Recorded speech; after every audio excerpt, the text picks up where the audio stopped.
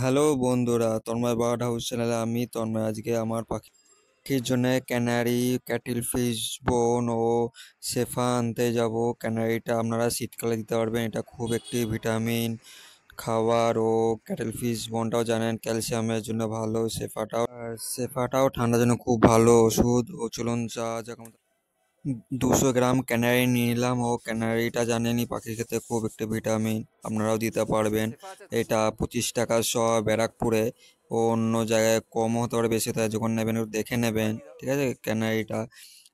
আর নেবো আমি শেফাটাও ঠান্ডার জন্য খুব ভালো। এটা হচ্ছে 30 টাকা নিল 7 ml, অনেকজন এটা 50 টাকাও বিক্রি করে, একটু দেখে নেবেন বন্ধুরা।